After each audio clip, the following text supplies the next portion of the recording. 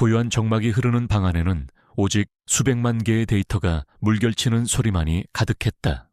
방의 세면을 가득 채운 거대한 모니터에는 복잡한 알고리즘과 금융시장의 흐름을 나타내는 그래프들이 쉴 새 없이 반짝이며 흘러가고 있었다. 마치 살아있는 생물처럼 꿈틀거리는 숫자들의 폭포 속에서 서유하, 서요하는 자신만의 우주를 유영하고 있었다. 그녀의 가느다란 손가락이 최신형 태블릿 위에서 춤을 추듯 움직였다. 터치 한 번, 스와이프 한 번에 수십억 달러의 가치를 지닌 기업들의 미래 가치가 계산되고 잠재적 리스크가 붉은색 경고로 떠올랐다. 이곳은 그녀의 방이자 세상에서 가장 화려한 감옥이었다. 최고급 원목 가구, 벽에 걸린 유명 화가의 추상화, 창밖으로 보이는 잘 가꿔진 정원까지 모든 것이 완벽했지만 그 모든 것은 아버지인 서태준, 서태주온 회장의 통제 아래 놓여 있었다. 그녀가 숨쉬는 공기마저도 그의 허락을 받아야 하는 듯했다. 유하는 어릴 적 겪은 끔찍한 사고의 충격으로 목소리를 잃었다. 그날 이후 침묵은 그녀의 언어이자 방패가 되었다. 세상은 그녀를 불쌍한 상속녀, 말 못하는 인형으로 여겼지만 그들은 몰랐다. 소리를 잃은 대신 유아는 숫자의 언어를 꿰뚫어보는 비범한 능력을 얻었다는 것을. 그녀의 머릿속에서는 세상의 어떤 슈퍼컴퓨터보다 빠르고 정확하게 정보가 처리되고 분석되었다. 이 능력은 그녀만의 비밀이었고 언젠가 이 지긋지긋한 세상을 벗어날 유일한 무기였다. 그때 무거운 오크문이 소리 없이 열리며 방 안의 고요한 흐름을 깨뜨렸다. 유아는 고개를 들지 않았지만 등 뒤에서 느껴지는 서늘하고 권위적인 기운만으로도 누구인지 알 수 있었다. 일신, 이일신 그룹의 회장, 서태준, 그녀의 아버지였다. 그만해라, 유아야. 낮고 차가운 목소리가 방 안에 울렸다. 명령이었다. 유아의 손가락이 허공에서 찰나의 순간 멈췄다. 그녀는 천천히 하던 작업을 저장하고 태블릿 화면을 껐다. 검게 변한 화면 위로 무표정한 자신의 얼굴과 그 뒤에 서 있는 아버지의 모습이 비쳤다. 잘 다려진 최고급 양복 한치에 흐트러짐 없는 머리. 하지만 그 모든 완벽함 속에서도 그의 눈은 언제나 탐욕과 조급함으로 번뜩였다. 오늘 밤 중요한 파티가 있다. 서태준이 책상으로 다가오며 말했다. 그의 손에는 화려한 문양이 새겨진 초대장 한 장이 들려 있었다. 그는 초대장을 유아의 책상 위에 가볍게 던졌다. JK그룹 창립 50주년 기념 파티. 국내 재계 서열 1위, 난공불락의 성으로 불리는 JK그룹이 주최하는 행사였다. 유아는 의문이 담긴 눈으로 아버지를 쳐다보았다. 그녀는 이런 사교 행사에 모습을 드러내는 법이 거의 없었다. 아버지가 그녀의 결함을 남들에게 보이는 것을 극도로 꺼렸기 때문이다. 서태준은 그런 딸의 시선을 피하며 창밖으로 시선을 돌렸다. 회사가 어렵다. 마치 날씨 얘기를 하듯 무심한 어조였지만 그 안에는 짙은 패배감이 서려 있었다. 네가 분석한 자료들 나도 봤다. 우리가 벼랑 끝에 서 있다는 거. 너도 알겠지. 유아는 말없이 고개를 끄덕였다. 그녀는 알고 있었다. 몇 년 전부터 일신그룹은 무리한 사업 확장과 잘못된 투자로 서서히 침몰하고 있었다.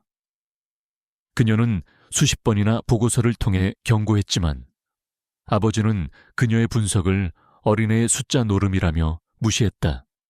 이제 와서야 현실을 인정한 것이다. 방법은 하나뿐이다. 서태준이 몸을 돌려 유아를 똑바로 쳐다보았다. 그의 눈빛이 칼날처럼 날카로워졌다. JK그룹의 강지훈 대표, 그를 잡아야 한다. 강지훈, 유아의 머릿속에서 관련 데이터들이 순식간에 조합되었다. 30 중반의 나이에 JK그룹의 총수 자리에 오른 입지전적인 인물. 냉철한 판단력과 무자비할 정도의 결단력으로 업계의 괴물이라 불리는 남자. 그의 손에 수많은 기업들의 운명이 결정되었다. 오늘 파티는 기회다. 강지훈은 좀처럼 외부의 모습을 드러내지 않아. 하지만 오늘만큼은 다르겠지. 서태준의 목소리에 비열한 열기가 감돌기 시작했다. 네가 가야 한다. 유아는 눈썹을 살짝 찡그렸다. 그리고 태블릿을 들어 빠르게 글자를 입력했다. 타닥타닥 기계음만이 그녀의 목소리를 대신했다. 제가 가서 무엇을 할 수 있죠? 서태준은 태블릿 화면을 경멸스럽게 흘깃 보더니 피식 웃었다. 그 웃음은 유하의 심장을 차갑게 식혔다. 네가 가진 걸 전부 이용해라. 내 그 얼굴, 그 몸, 그리고 네가 풍기는 그 신비로운 분위기까지. 남자들은 가질 수 없는 것에 끌리는 법이지. 특히 너처럼 말 못하는 여자에겐 더 호기심을 느끼게 되어 있어. 순간 유아의 귓가에서 윙하는 이명이 울렸다. 아버지가 내뱉은 말들은 독처럼 그녀의 혈관으로 스며드는 듯했다. 그는 지금 자신의 딸에게 몸을 팔아 회사를 구하라고 말하고 있었다. 강지훈을 유혹해라. 마침내 그가 본심을 드러냈다. 잔인하고 노골적인 명령이었다. 어떤 방법을 써서라도 그의 마음을 사로잡아 그가 너에게 빠져들게 만들어. 일신그룹의 구원자가 될 수 있는 건 이제 너뿐이다. 유하야. 유하는 숨을 쉴 수가 없었다. 눈앞이 아찔했다. 분노와 굴욕감이 뜨거운 용암처럼 속에서부터 들끓어 올랐다. 그녀는 태블릿을 들어 무언가 항의하려 했지만 손가락이 떨려 움직이지 않았다. 그녀의 눈이 저항의 불꽃으로 타오르기 시작했다. 서태준은 그 불꽃을 발견하고는 차갑게 짓밟았다. 그는 유아의 턱을 거칠게 붙잡아 자신을 보게 만들었다. 잊지 마라. 네가 지금 누리고 있는 이 모든 것 전부 누가 만들어준 거지. 내가 무너지면 너도 끝이다. 넌 평생을 어두컴컴한 시설에서 살게 될 거야.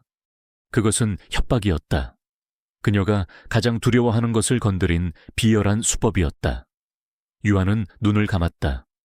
어린 시절, 사고 직후 잠시 머물렀던 그 차갑고 어두운 시설의 기억이 떠올랐다.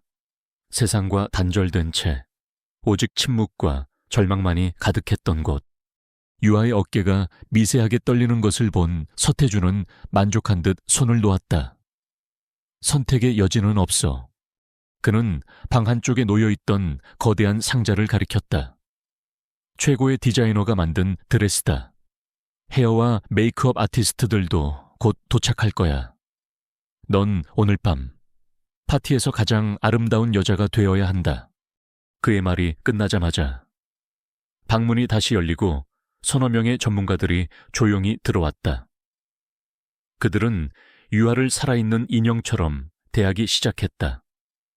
한 명은 그녀의 머리카락을, 다른 한 명은 그녀의 얼굴을, 또 다른 이는 그녀의 손톱을 만졌다.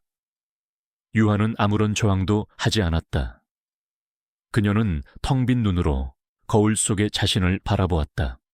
굴욕감이 파도처럼 밀려왔다 사라지기를 반복했다.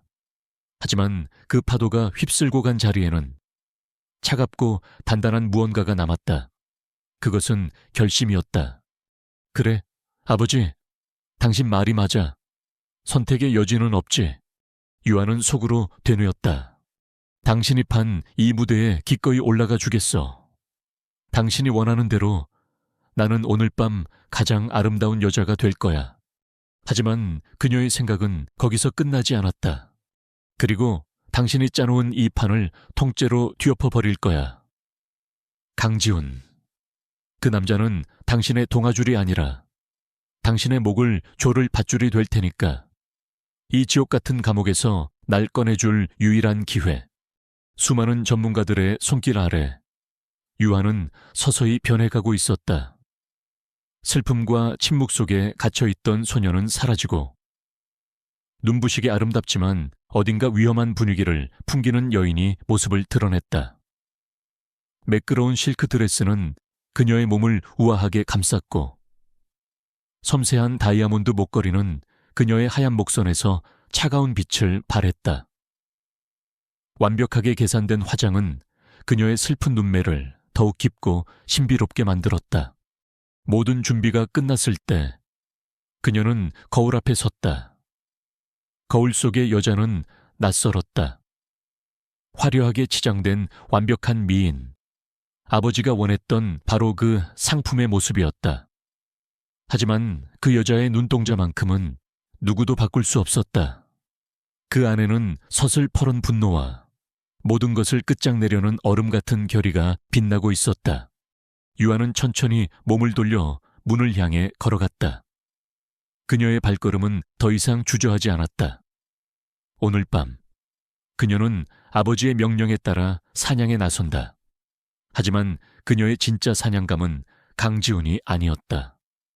바로 그녀의 삶을 송두리째 올가맨 아버지, 서태준이었다.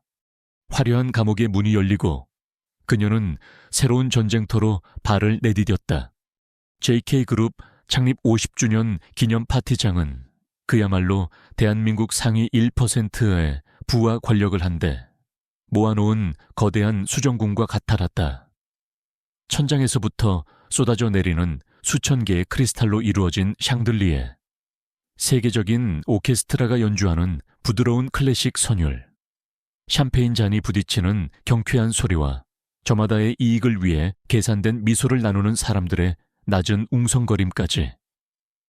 모든 것이 화려하고 우아했지만 그 이면에는 보이지 않는 탐욕과 암투가 안개처럼 자욱했다.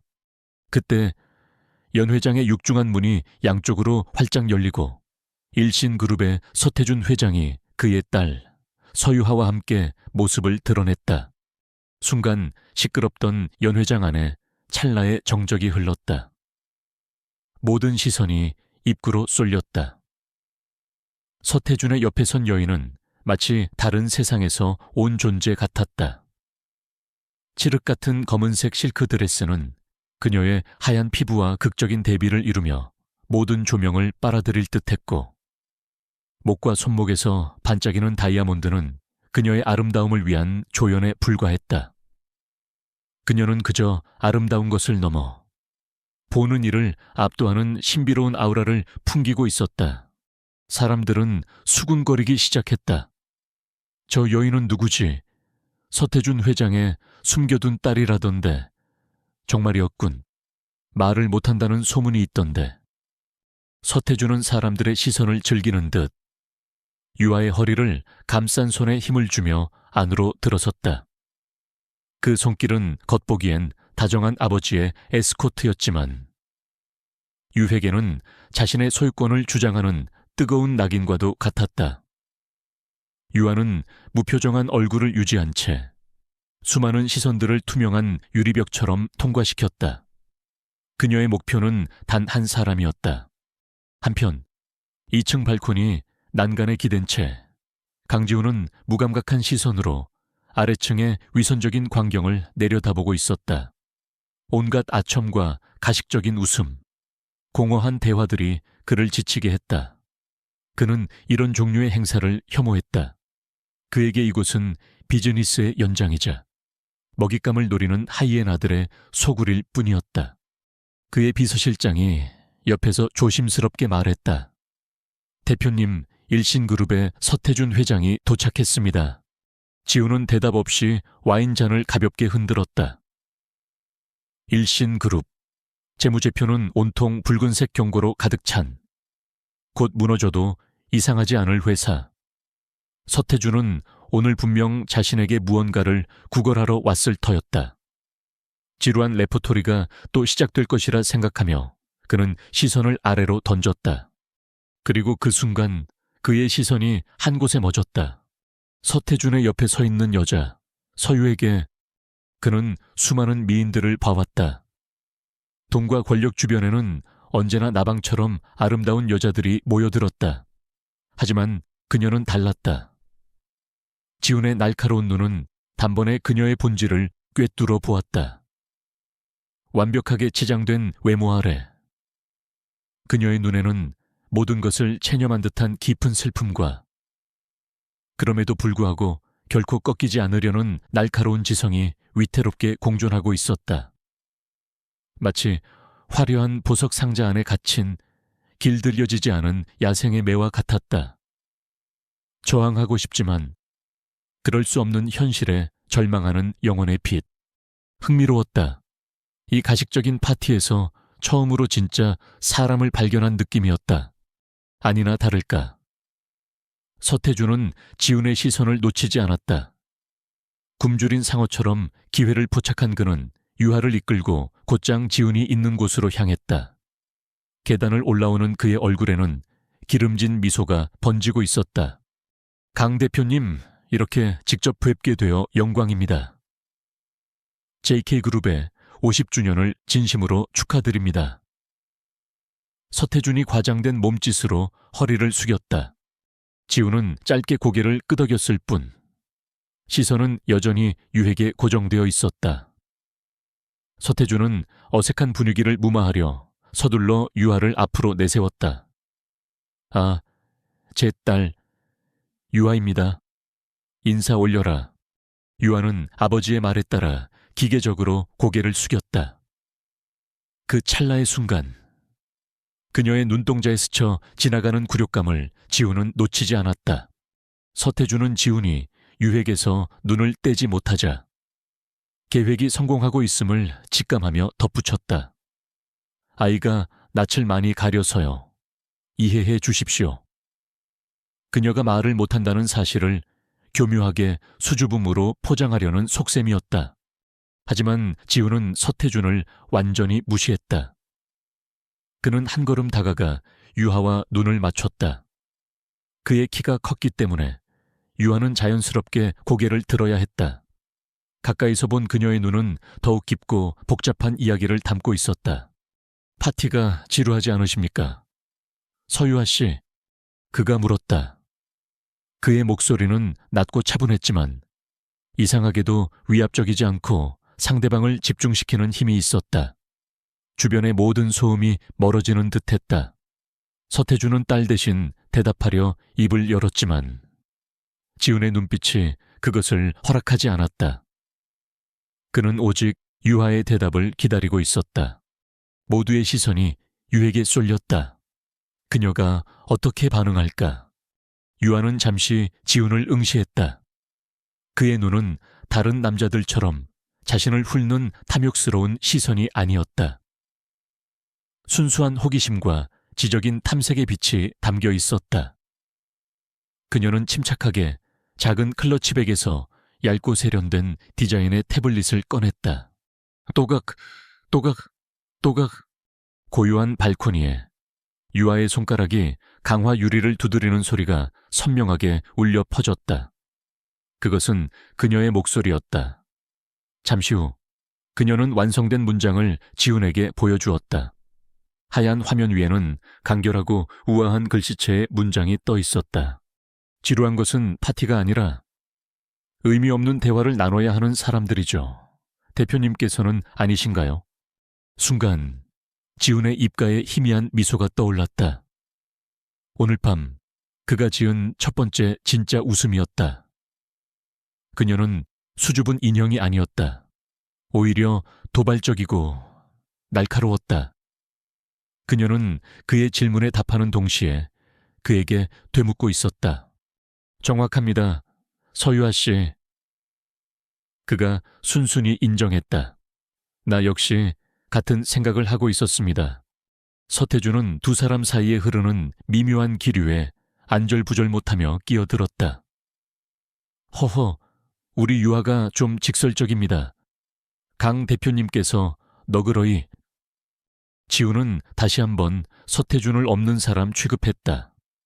그는 유에게서 시선을 떼지 않은 차에 다시 물었다. 이 연회장을 설계한 건축가에 대해 어떻게 생각하십니까?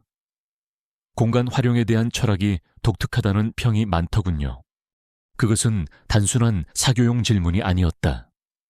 건축 미학에 대한 깊은 이해가 필요한 지적인 테스트에 가까웠다. 서태준의 얼굴이 당황으로 굳었다. 유아의 손가락이 다시 한번 빠르게 움직였다. 외형의 화려함으로 본질의 공허함을 감추려는 시도처럼 보입니다. 동선은 비효율적이고 공간은 사람을 압도하기 위해 존재할 뿐 소통을 위한 배려는 전혀 없군요. 대표님의 경영 철학과는 거리가 멀어 보입니다. 지훈의 눈이 커졌다. 완벽한 분석이었다. 그녀는 단순히 건축을 평한 것이 아니라 그 건축평을 통해 자신의 경영 스타일까지 꿰뚫어 보고 있었다. 그녀는 정말로 봤다. 그를, 그리고 그의 생각을. 당신은 지훈이 무언가 말을 이으려 할 때 다른 기업의 회장들이 다가와 그의 말을 끊었다. 강 대표님, 축하드립니다. 순식간에 지훈은 인파에 둘러싸였다. 서태준은 이 기회를 놓치지 않고 유아의 팔을 잡아 끌었다. 가자. 다른 분들께도 인사를 드려야지. 그의 소나귀에 힘이 들어갔다. 유아가 미간을 살짝 찌푸리는 것을 인파 속에서도 지훈은 똑똑히 보았다. 유아는 아버지에게 끌려가면서 마지막으로 지훈을 돌아보았다. 그들의 시선이 허공에서 다시 한번 마주쳤다. 짧은 순간이었지만 그 안에는 수많은 언어가 오고 갔다. 유아의 눈은 이것이 나의 현실입니다. 라고 말하는 듯한 절박함을 담고 있었다. 지훈의 눈은 나는 당신을 봤습니다. 당신은 혼자가 아닙니다.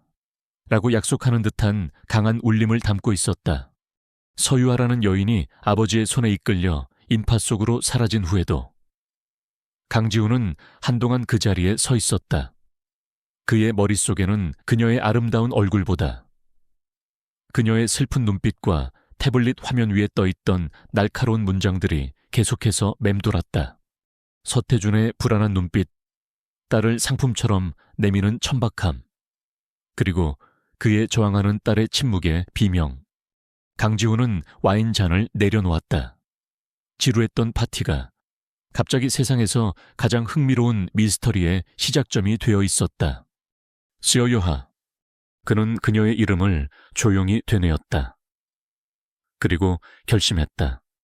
저 수수께끼를 반드시 풀어내겠다고. 파티가 끝난 다음 날 아침, JK그룹의 심장부인 CEO 집무실의 공기는 얼음장처럼 차가웠다. 통유리창 너머로 서울의 스카이라인이 한눈에 들어왔지만 강지훈의 시선은 그곳에 머물지 않았다. 그의 머릿속은 온통 서유아라는 여자에 대한 생각으로 가득 차 있었다. 그녀의 깊은 눈동자, 굴욕을 애써 감추던 미세한 표정 변화, 그리고 침묵 속에서 날카로운 지성을 드러내던 태블릿 위의 문장들. 모든 것이 어젯밤의 꿈처럼 생생했다. 그는 단순한 호기심을 넘어선 강한 끌림을 느끼고 있었다. 그것은 마치 복잡하게 얽힌 최고 난이도의 수수께끼를 발견한 전략가의 희열과도 같았다. 눌러와. 노크 소리에 그가 짧게 대답하자 충직한 김비서가 서류철을 들고 안으로 들어왔다. 김비서는 지훈이 가장 신뢰하는 인물로 그의 그림자처럼 움직이며 모든 일을 처리하는 유능한 수하였다. 김비서. 지훈이 도시의 풍경에서 눈을 떼고 그를 돌아보았다. 일신그룹의 서태준 회장과 그의 딸 서유아 양에 대해 조사해주게. 김비서는 놀란 기색 없이 고개를 숙였다. 어느 수준까지 원하십니까? 모든 것. 지훈의 목소리는 단호했다. 공식적인 재무자료는 물론 시장에 떠도는 소문, 서 회장의 개인적인 평판, 그리고 서유아 양에 대한 모든 것을 알아봐. 그녀의 과거, 그녀가 왜 말을 잃게 되었는지, 아버지와의 관계까지 아주 깊고 조용하게. 알겠습니다. 대표님. 김비서는 더 이상 묻지 않고 조용히 물러났다. 그는 지훈의 명령에 담긴 무게를 정확히 이해했다. 이것은 단순한 기업 분석이 아니었다. 같은 시각 도시의 다른 편에 위치한 화려한 감옥 안에서 서유아는 아버지의 분노를 온몸으로 받아내고 있었다. 고작 그게 다였나 재계의 황태자라는 놈 앞에서 태블릿이나 두드린 게 네가 한 전부였냐고. 서태준의 얼굴은 분노로 붉게 달아올라 있었다. 재떨이가 날아와 유아의 발치에 떨어지며 산산조각이 났다. 유아는 미동도 하지 않았다. 이런 폭력적인 분노는 그녀에게 익숙한 일상이었다. 내가 너에게 얼마나 투자했는데, 최고의 드레스, 최고의 보석. 그런데 넌 강지훈의 마음 하나 사로잡지 못했어. 그는 유아의 턱을 붙잡으려 했지만 유아가 한 발 뒤로 물러서며 피했다. 그 행동에 서태준의 분노는 극에 달했다. 네가 지금 날 거역하는 거냐? 네가 가진 그 능력, 그 데이터 분석 능력도 내가 허락했기에 가능한 거야. 당장이라도 네 방의 모든 통신망을 끊어버릴 수 있어. 넌 그냥 껍데기뿐인 벙거리가 되는 거라고. 그것은 유핵에 내릴 수 있는 가장 큰 사형 선고와도 같았다. 데이터는 그녀의 눈이자 귀였고 세상과 소통하는 유일한 창구였다. 그것을 빼앗긴다는 것은 그녀의 영혼을 가두는 것과 마찬가지였다. 서태준은 한참 동안 저주를 퍼붓다가 다음 주까지 강지훈에게서 긍정적인 신호가 오지 않으면 네가 뭘 잃게 될지 각오해둬 라는 마지막 협박을 남기고 방을 나갔다. 문이 닫히자마자 유아는 참았던 숨을 길게 내쉬었다. 그녀는 깨진 재떨이 조각들을 내려다보았다. 마치 자신의 처지를 보는 것 같았다. 하지만 그녀의 눈에는 절망이 아닌 차가운 결심이 서리고 있었다. 더 이상 기다릴 수 없었다. 그녀는 어젯밤 마주했던 강지훈의 눈빛을 떠올렸다. 그는 달랐다. 그녀의 외모나 배경이 아닌 그녀의 생각 그 자체에 흥미를 보였던 유일한 사람이었다. 그의 눈은 자신을 평가하지 않고 이해하려 했다. 이것은 도박이다. 하지만 다른 길은 없었다. 유아는 자신의 작업실로 돌아와 문을 잠갔다. 그리고 세상에서 가장 복잡한 전쟁을 시작했다. 그녀의 손가락들이 키보드와 태블릿 위를 미친 듯이 오갔다. 그녀는 아버지의 감시 시스템을 유령처럼 통과했고 여러 개의 가상 사설망 VPN과 프록시 서버를 경유하며 자신의 IP 주소를 지웠다. 그녀는 디지털 세계의 완벽한 유령이 되었다. 그녀의 목표는 명확했다. 아버지의 불법 비자금 흐름을 증명할 수 있는 결정적인 증거 하나. 너무 거대해서 상대가 겁을 먹고 물러서지 않을, 하지만 일단 미끼를 물면 결코 빠져나올 수 없는 작지만 치명적인 조각, 몇 시간의 추적 끝에 그녀는 그것을 찾아냈다. 페이퍼 컴퍼니를 통해 해외로 빼돌려진 자금의 흐름이 기록된 암호화된 장부 파일. 그녀는 그 파일의 일부만을 잘라내어 새로운 파일로 만들었다.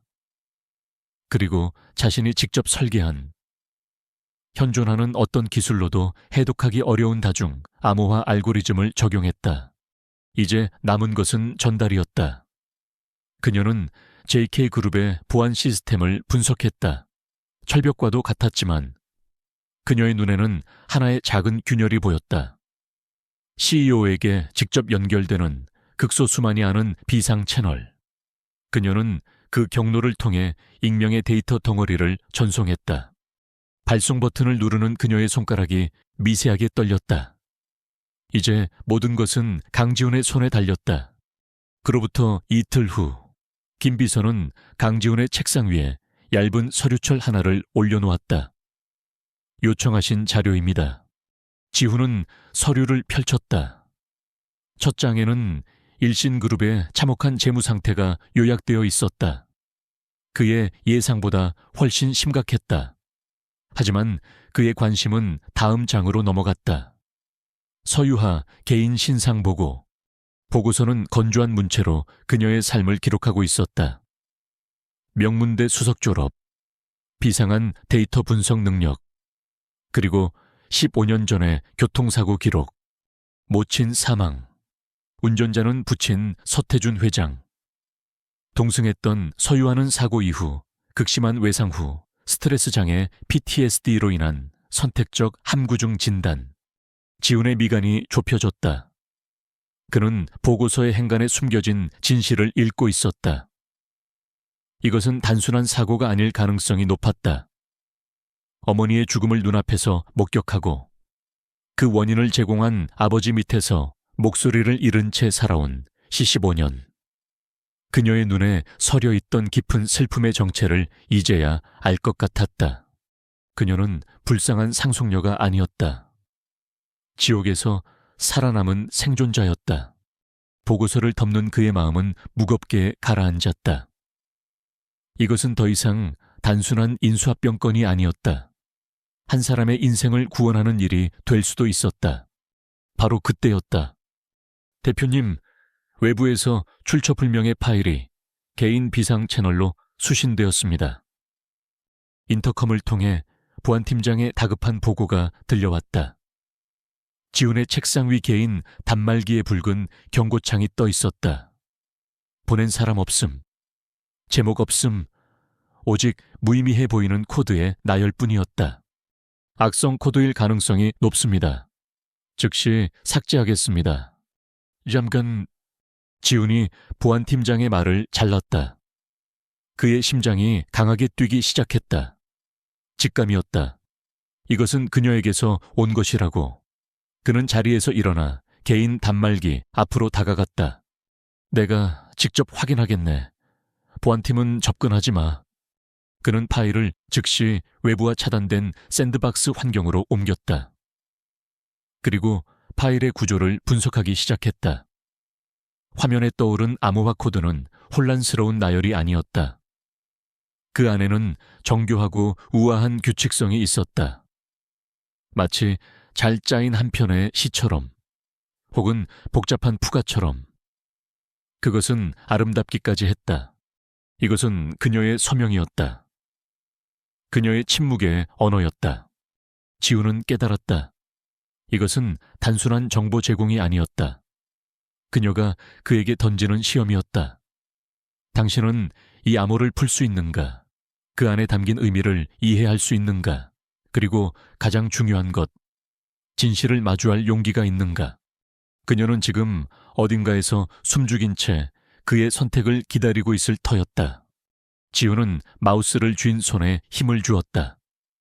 이 파일을 여는 순간 그는 더 이상 JK그룹의 대표로서 일신그룹을 바라보는 것이 아니게 된다. 그는 서유하라는 한 여인의 위험한 도박에 동참하는 공모자가 되는 것이다. 평탄한 길을 버리고 예측할 수 없는 전쟁터로 들어서는 것이었다. 그의 눈빛이 결연하게 빛났다. 그는 망설임 없이 실행 버튼을 클릭했다. 강지훈의 집무실은 거대한 전쟁 상황실로 변해 있었다. JK그룹 최고의 사이버 보안 전문가들로 구성된 소수의 팀이 며칠 밤낮으로 모니터 앞에 앉아 있었지만 서유아가 보낸 암호 파일 앞에서는 속수무책이었다. 대표님, 이건 개인이 만들었다고는 믿기 힘든 수준의 암호화입니다. 국가기관급의 슈퍼컴퓨터를 동원해도 몇 년은 걸릴 겁니다. 팀장이 땀을 뻘뻘 흘리며 보고했다. 하지만 강지훈은 침착했다. 그는 전문가들이 보지 못하는 것을 보고 있었다. 그는 파일의 구조를 해부하며 밤을 새웠다. 이 암호는 무작위적인 방어벽이 아니었다. 그 안에는 슬프고도 아름다운 논리가 숨어 있었다. 그것은 그녀의 절규이자 그녀 자신을 증명하는 서명이었다. 그는 팀원들을 모두 물리고 홀로 남아 화면을 응시했다. 그는 자신이 조사했던 서유아의 모든 자료를 다시 떠올렸다. 그녀의 삶, 그녀의 상처, 그녀의 침묵. 그러다 문득 하나의 가설이 그의 뇌리를 스쳤다. 만약 열쇠가 숫자가 아니라 기억이라면 그는 떨리는 손으로 키보드의 특정 날짜를 입력했다. 15년 전 그녀의 어머니가 사망하고 그녀가 목소리를 잃었던 바로 그날의 날짜. 그리고 사고가 일어났던 시간. 엔터키를 누르는 순간 수십 개의 방어벽처럼 보이던 코드들이 거짓말처럼 해체되기 시작했다. 화면에 새로운 창이 떠올랐다. 암호가 풀린 것이다. 지우는 짧게 탄식했다.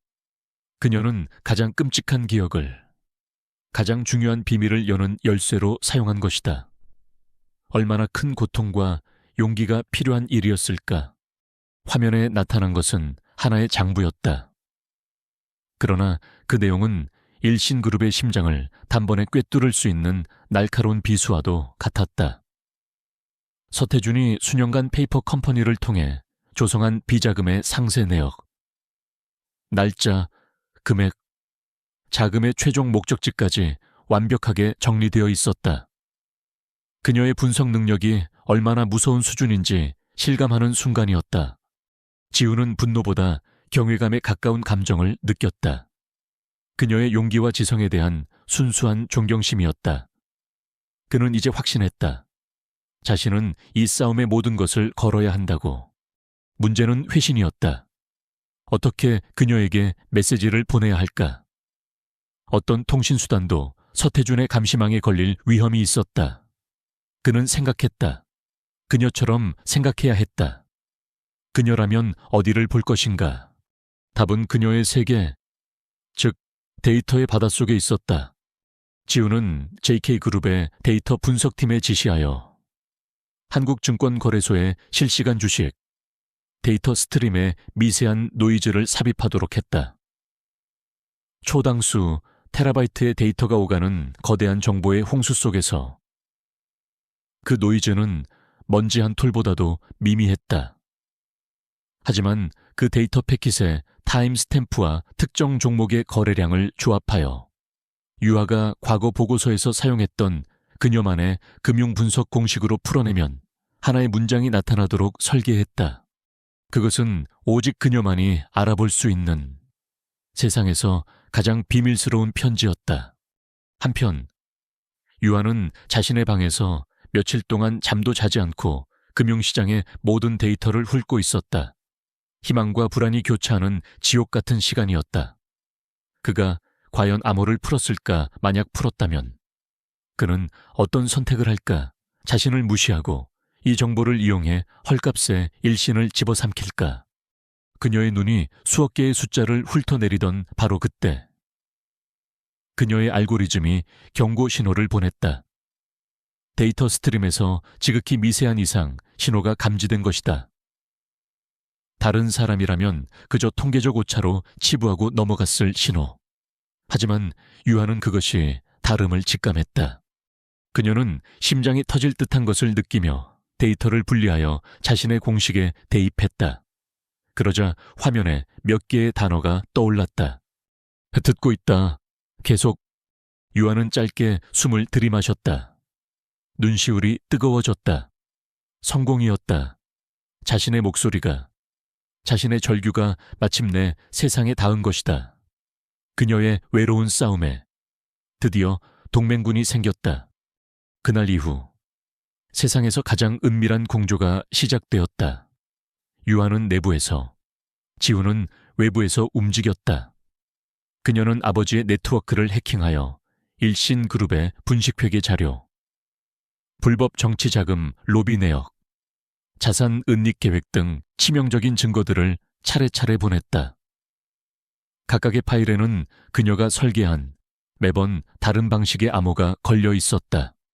지훈과 그의 팀은 밤낮으로 그녀가 보낸 정보를 검증하고 자신들의 정보망을 통해 구체적인 증거들을 확보하며 서태준의 목을 조일 법적 그물망을 촘촘히 짜기 시작했다. 그들의 소통은 철저히 데이터로만 이루어졌다. 하지만 그 차가운 숫자들 속에서도 미묘한 신뢰와 유대감이 싹트고 있었다. 유아는 때때로 데이터 파일 끝에 짧은 단어를 덧붙였다. 조심해요. 지훈 역시 그녀가 보낸 데이터의 취약점을 보완하는 패치 파일을 익명으로 그녀의 시스템에 보내주곤 했다. 당신을 보호하고 있다는 무언의 메시지였다. 몇 주가 흘렀다. 서태주는 점점 더 초조해졌다. 강지훈은 여전히 안개 속에 있는 것처럼 아무런 움직임도 보이지 않았다. 딸을 이용한 계획은 완벽한 실패처럼 보였다. 그의 의심은 자연스럽게 딸에게로 향했다. 그는 유아의 방에 연결된 모든 네트워크를 감시하는 최고 수준의 감시 프로그램을 비밀리에 설치했다. 그러던 어느 날 밤, 유아가 새로운 증거 파일을 전송하던 순간이었다. 경고, 비정상적 대용량 데이터 송신 감지. 서태준의 보안팀 모니터에 섬광 같은 경고 메시지가 떠올랐다. 유아는 심장이 멎는 듯했다. 감시망에 걸린 것이다. 0.1초의 망설임도 없이 그녀는 미리 준비해둔 역추적 방지 프로그램을 가동했다. 프로그램은 방금 전의 데이터 전송을 시스템 업데이트 과정에서 발생한 오류처럼 위장했다. 보안팀은 몇 분간 시스템을 점검하더니 결국 단순 해프닝으로 결론 내리고 감시를 해제했다. 유아는 식은땀으로 축축해진 손으로 키보드를 잡았다. 아슬아슬한 순간이었다. 이제 시간이 없었다. 아버지가 더 강력한 통제 시스템을 도입하기 전에 마지막 승부수를 던져야 했다. 그녀는 마지막 힘을 다해 아버지의 개인 서버 가장 깊숙한 곳에 숨겨져 있던 파일을 찾아냈다. 그것은 일신그룹을 살리기 위한 서태준의 마지막 도박. 해외 신규 프로젝트를 명분으로 한 사상 최대 규모의 배임 및 횡령 계획서였다. 이것만 터지면 서태준은 재기 불능이었다. 유아는 떨리는 손가락으로 파일을 암호화했다. 그리고 지훈에게 보냈다. 이번 파일에 덧붙인 메시지는 이전과 달랐다. 이것이 마지막 퍼즐입니다. 왕을 잡으세요. 파일을 수신한 지훈의 표정이 굳어졌다. 메시지만으로도 이번 정보의 무게를 직감할 수 있었다. 그가 파일을 열었을 때 그 안에 담긴 범죄 계획의 거대함과 치밀함에 혀를 내둘렀다. 서태준은 회사를 살리는 것이 아니라 남은 자산을 모두 빼돌려 혼자 도망칠 계획을 세우고 있었던 것이다. 왕을 잡으세요. 지훈은 유하의 메시지를 나직이 읊조렸다. 이제 더 이상 물밑에서 움직일 때가 아니었다. 조용했던 체스게임은 끝났다. 그는 창밖의 도시를 내려다보았다. 더 이상 방관자가 아니었다. 그는 이제 곧 시작될 전쟁의 선봉에 설 장군이었다. 서태준의 세상이 빠른 속도로 무너져 내리고 있었다. 채권자들의 독촉 전화는 아침부터 밤까지 쉴 새 없이 울렸고 회사의 주가는 연일 바닥을 모르고 폭락했다. 그가 평생을 바쳐 이룩한 왕국, 일신그룹이라는 모래성은 파도 앞에서 속절없이 허물어지고 있었다. 그리고 그 모든 절망의 중심에는 안개처럼 정체를 알 수 없는 남자, 강지훈이 있었다. 서태준은 이 모든 실패의 원인을 자기 자신에게서 찾지 않았다. 그는 자신의 오만과 잘못된 판단을 인정하는 대신 모든 것을 주변 탓으로 돌렸다. 무능한 임원들, 배신한 정치인들, 그리고 무엇보다도 자신의 뜻대로 움직여주지 않은 쓸모없는 딸. 그의 편집증적인 분노는 마침내 서유에게로 향했다. 어느 날 오후, 그는 예고 없이 유하의 방문을 열고 들어왔다. 평소에 불같은 분노 대신 그의 얼굴에는 섬뜩할 정도로 차가운 미소가 걸려 있었다. 네가 무언가 꾸미고 있다는 걸 안다. 그의 나직한 목소리에 유아는 심장이 내려앉는 것을 느꼈다. 그는 대답을 기다리지 않았다. 그의 손짓에 건장한 남자 2명이 들어와 유아의 방문을 뜯어내고 새로운 강철문을 달기 시작했다. 그녀가 아는 어떤 방법으로도 열 수 없는, 오직 서태준의 지문으로만 열리는 생체 인식 잠금 장치가 달린 문이었다. 이제부터 넌 여기서 한 발짝도 나갈 수 없어. 그는 유아가 사용하던 여러 대의 모니터와 컴퓨터 본체의 전원 코드를 직접 뽑아버렸다. 그리고는 바닥에 내동댕이 쳤다. 파열음과 함께 박살나는 기계들을 보며 그가 말했다. 내 똑똑한 머리로 더 이상 헛짓거리를 할 수 없도록 말이지. 그는 자비를 베풀 듯 작은 태블릿 하나만을 남겨두었다. 심심하지는 않게 해줘야지. 영화나 보면서 얌전히 기다려. 이 아비가 모든 걸 해결하고 널 꺼내줄 테니. 유아는 거대한 방 안에 완벽하게 감금되었다.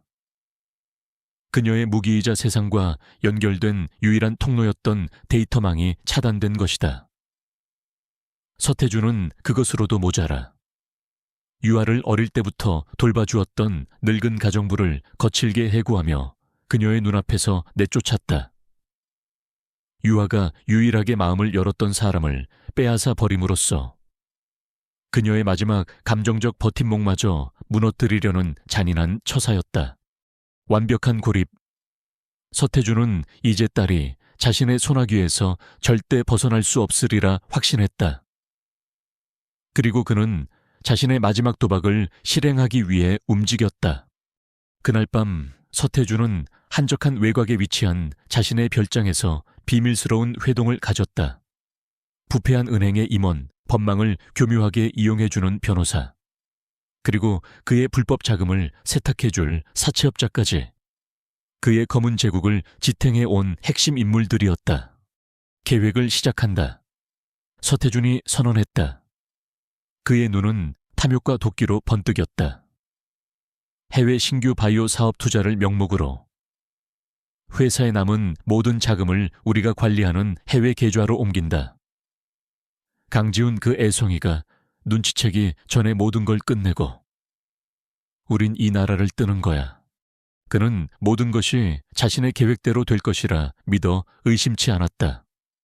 자신의 범죄가 얼마나 정교하고 대담한지 누구도 감히 상상조차 못할 것이라고 오만하게 생각했다. 하지만 그가 모르는 것이 있었다.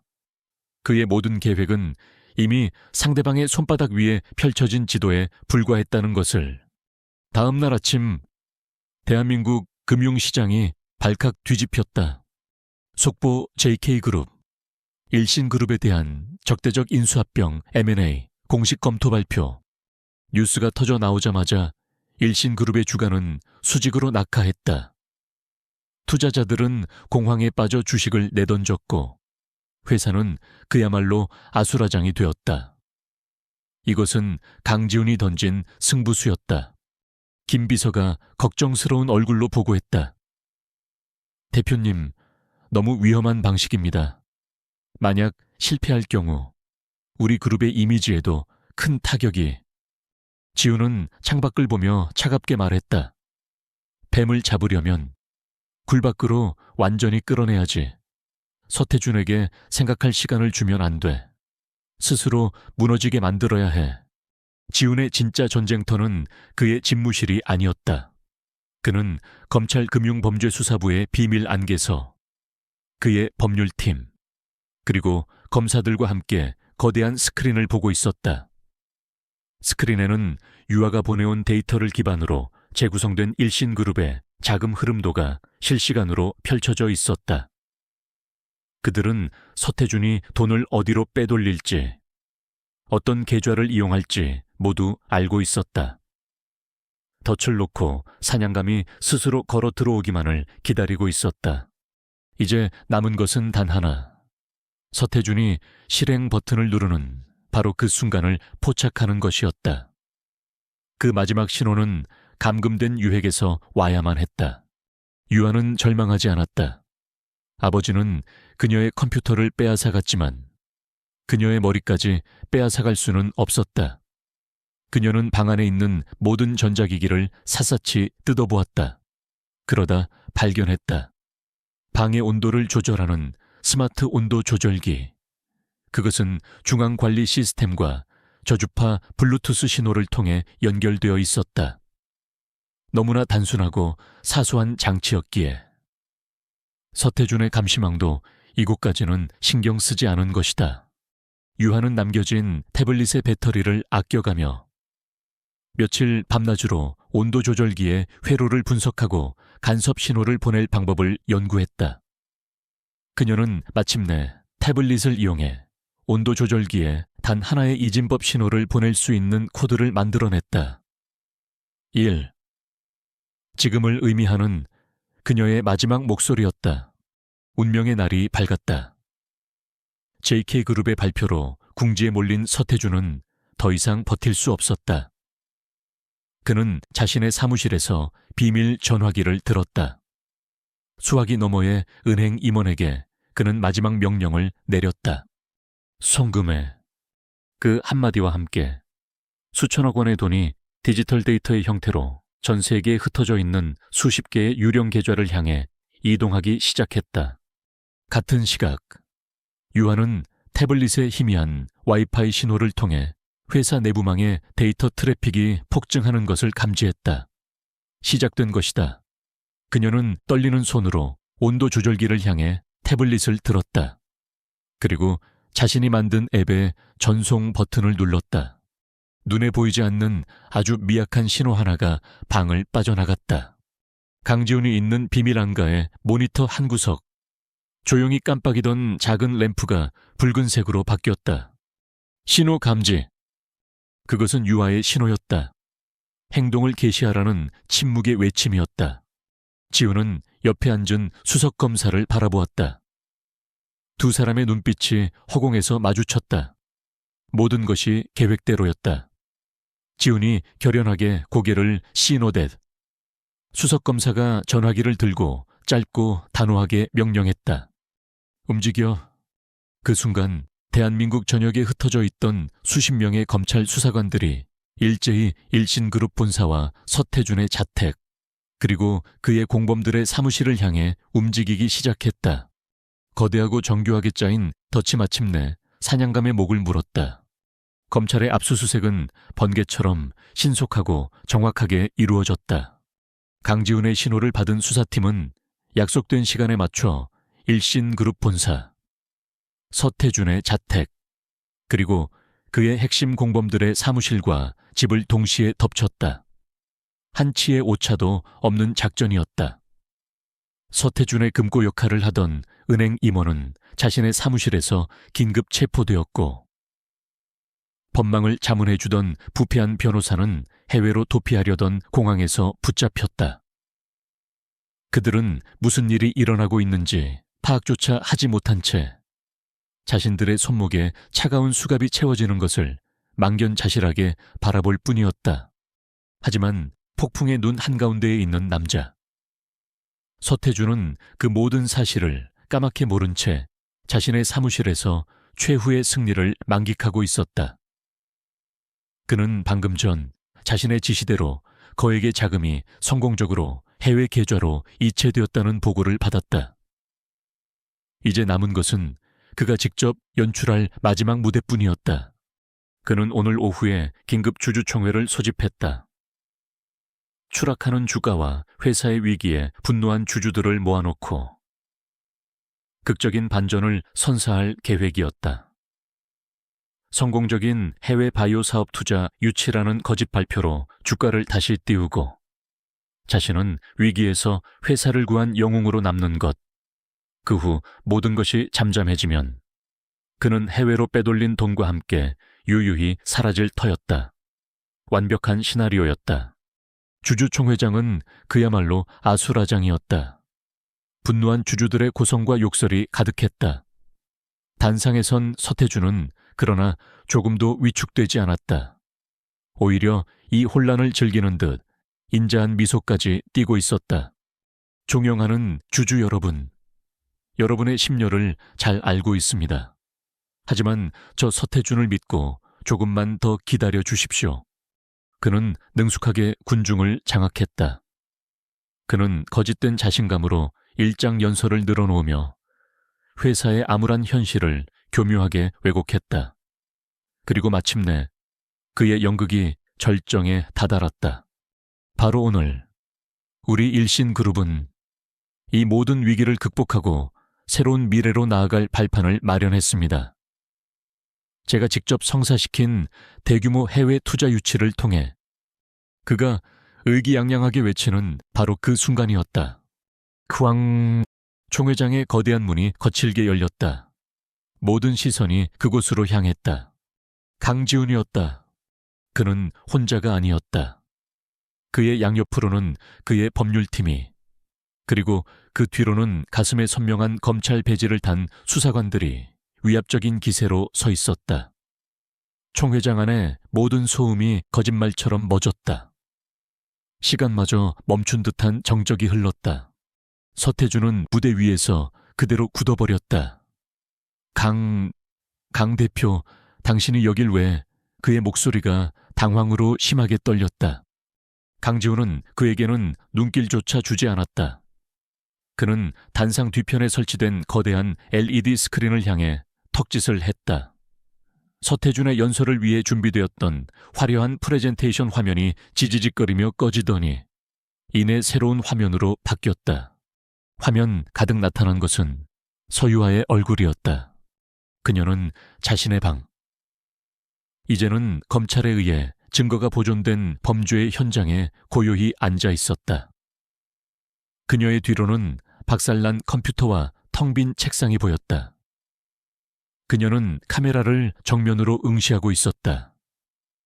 그 눈빛은 더 이상 아버지에 대한 두려움이나 슬픔을 담고 있지 않았다. 오직 범죄자를 심판하는 판사의 냉철하고 단호한 빛만이 가득했다. 총 회장이 다시 한번 술렁였다. 저 아이는 서 회장의 딸 아니야. 번거리라던데. 유아는 그 어떤 소리에도 미동도 하지 않았다. 그녀는 침묵 속에서 천천히 자신의 태블릿을 들어 올렸다.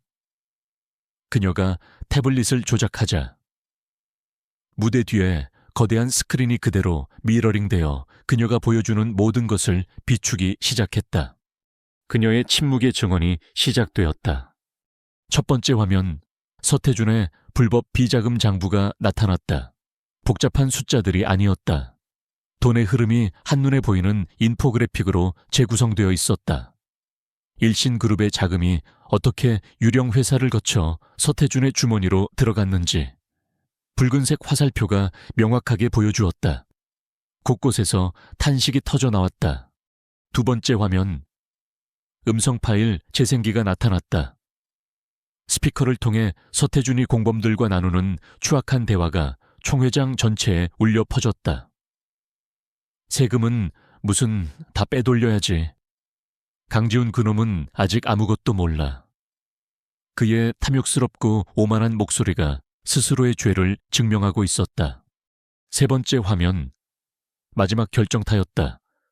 화면에는 세계 지도가 펼쳐졌다. 방금 전 서태준이 실행한 마지막 자금 이체의 경로가 실시간으로 그려졌다. 일신그룹 본사에서 출발한 수천억의 자금이 여러 조세 피난처를 거쳐 마침내 카리브해의 어느 섬에 있는 개인 계좌로 향하는 모습, 그리고 그 마지막 계좌 위에 거대한 붉은색 도장이 찍혔다. 계좌 동결. 모든 것이 끝났다. 증거는 너무나 명백하고 완벽했다. 기자들의 카메라 플래시가 기관총처럼 터져 나왔고 주주들의 분노는 하늘을 찔렀다. 서태준은 무대 위에서 비틀거렸다. 그는 믿을 수 없다는 듯 스크린에 펼쳐진 자신의 범죄 증거와 그 모든 것을 차갑게 내려다보는 딸의 얼굴을 번갈아 보았다. 그제야 그는 모든 것을 깨달았다. 자신이 설치한 감시망, 자신이 빼앗은 컴퓨터, 자신이 채운 자물쇠, 그 모든 것을 뚫고 딸이 자신에게 방역을 가한 것이다. 자신이 평생을 무시하고 경멸했던 쓸모없는 벙거리 인형이라 여겼던 딸의 손에 완벽하게 패배한 것이다. 그의 머릿속에서 무언가 툭하고 끊어지는 소리가 났다. 의미 없는 소리를 내뱉던 그의 다리에서 힘이 풀렸다. 털썩. 한때 재계를 호령했던 거인의 몸이 무대 위로 무너져 내렸다. 무대 아래로 검찰 수사관들이 올라가 의식을 잃은 그의 몸을 제압했다. 총 회장이 아비규환의 혼돈에 휩싸인 그 순간에도 스크린 속의 유아는 고요했다. 그녀의 시선은 무너진 아버지를 넘어 저 멀리 통로에 서 있는 한 남자를 향하고 있었다. 강지훈. 화면을 통해 수많은 인파를 넘어 그들의 시선이 마침내 마주쳤다. 말은 없었다. 하지만 그들의 눈빛은 모든 것을 말해주고 있었다. 함께 싸워온 시간, 지켜낸 약속, 그리고 마침내 이뤄낸 승리. 고요한 체크메이트가 완성되는 순간이었다. 사건의 먼지가 가라앉기까지는 몇 달의 시간이 걸렸다. 대한민국은 일신그룹의 거대한 비리 스캔들로 연일 떠들썩했다. TV뉴스에서는 연일 서태준과 그의 공범들이 법정으로 향하는 모습을 비췄고, 신문 한 면은 탐욕의 제국, 그 비참한 몰락 같은 자극적인 제목으로 도배되었다. 결국 서태준은 배임, 횡령, 주가 조작 등 수십 개의 혐의가 모두 인정되어 징역 20년이라는 중형을 선고받았다. 한때 재계를 호령했던 거인의 시대는 그렇게 막을 내렸다. 일신그룹은 법정 관리에 들어갔지만 완전히 무너지지는 않았다. 강지훈의 JK그룹이 채권단과 협력하여 정상화를 주도했고, 그 중심에는 누구도 예상하지 못했던 인물이 있었다. 바로 서유하였다. 아버지가 수감된 후 유아는 그의 모든 주식을 상속받은 최대 주주가 되었다. 하지만 그녀는 더 이상 과거의 유령처럼 사는 인형이 아니었다. 새롭게 태어난 일신 투모로우, 의 이사회 회의실. 길고 무거운 테이블 상석에 유아가 앉아 있었다. 한때 그녀를 무시했던 늙은 임원들은 모두 떠났고, 그 자리에는 JK그룹에서 파견된 유능한 전문가들과 새롭게 선임된 젊은 이사들이 앉아 있었다. 그들은 모두 숨을 죽인 채 회의실 정면의 대형 스크린을 주목하고 있었다.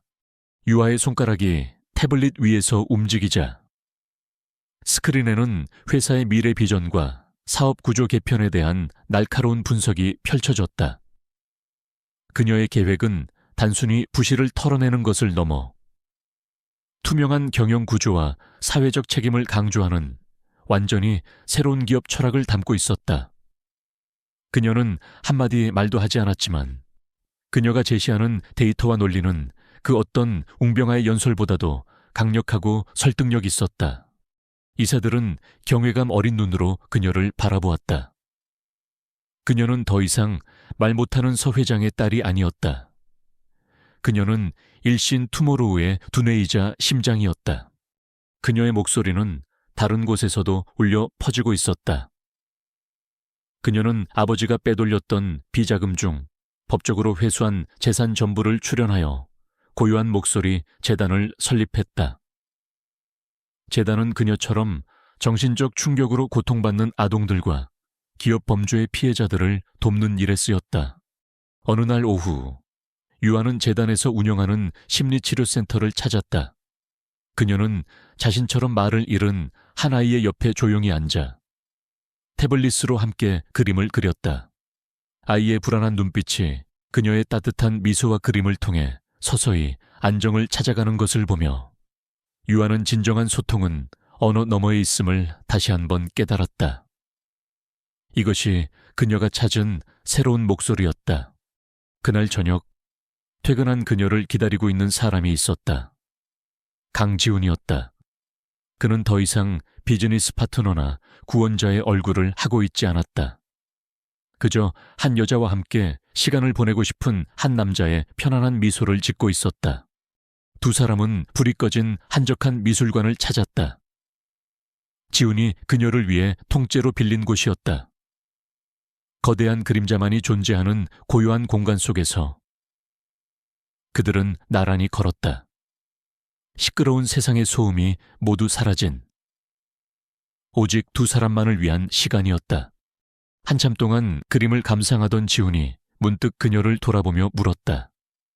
가끔 궁금했어. 당신의 그 침묵, 원망스럽거나 밉지는 않아. 그것은 그가 오랫동안 마음속에 품어왔던 질문이었다.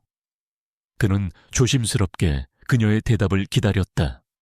유아는 희미하게 미소 지었다. 그녀는 태블릿에 천천히 글자를 써 내려갔다.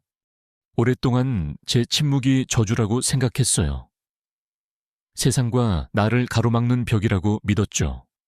하지만 그 침묵은 제가 세상을 다르게 보도록, 다른 사람들이 듣지 못하는 소리를 듣도록 만들었어요. 제 안에 숨겨진 진짜 힘을 발견하게 했어요. 그녀는 잠시 멈췄다가 다시 손가락을 움직였다. 제 목소리는 목에 있는 게 아니에요. 여기에 그녀가 자신의 머리를 가리켰다.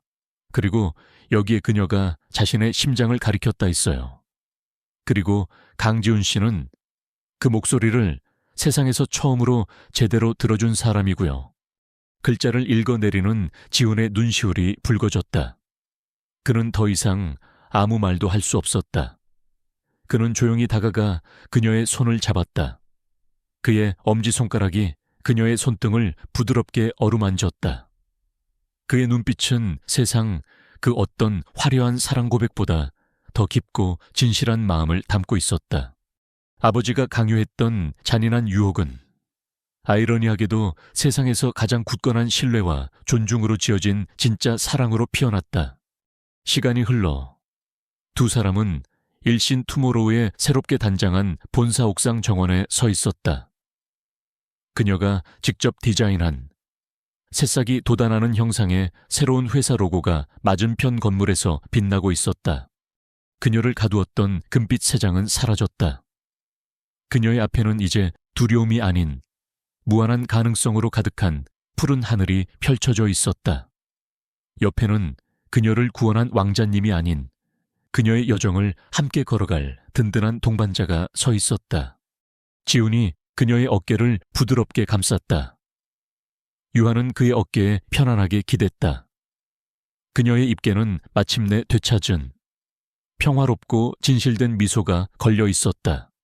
그녀는 마침내 완벽하게 자유로워졌다.